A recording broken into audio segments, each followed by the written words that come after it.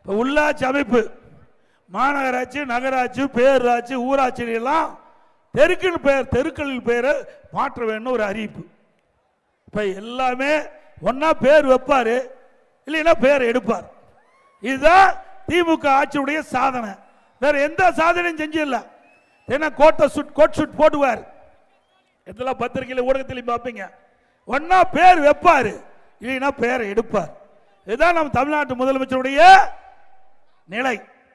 ஏங்க ஏற்கனவே இந்த பிரச்சனை வந்துதான் போக்குவரத்து கழகத்திற்கின்ற பெயர்கள்லாம் எடுக்கப்பட்டது, மாவட்டத்திற்கு பெயர் சூட்டப்பட்ட பெயரெல்லாம் நீக்கப்பட்டது. மீண்டும் பிரச்சனை உருவாக்குறார் இந்த முதலமைச்சர்.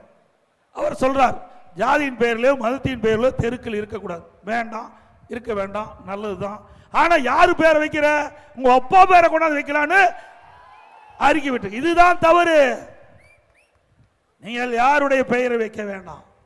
எனக்கு எந்த தலைவருடைய பெயரையும் வச்சா ஒரு தலைவர் வைக்கல அப்படின்னு பிரச்சனை வந்துகிட்டு இருக்கோம்.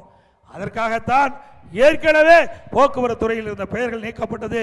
அந்தந்த மாவட்டத்தினுடைய தலைவர்கள் அந்த மாவட்டத்திற்கு பெயர் சூட்டப்பட்டதையும் நீக்கப்பட்டது. மீண்டும் வேண்டுமென்று திட்டமிட்டு உங்களுடைய அப்பா பெயரை வைப்பதற்காக ஒரு அரசாணை வெளியிட்டீர்கள். மீண்டும் அதிமுக ஆட்சிக்கு வந்தால் இது ரத்து செய்யப்படும்.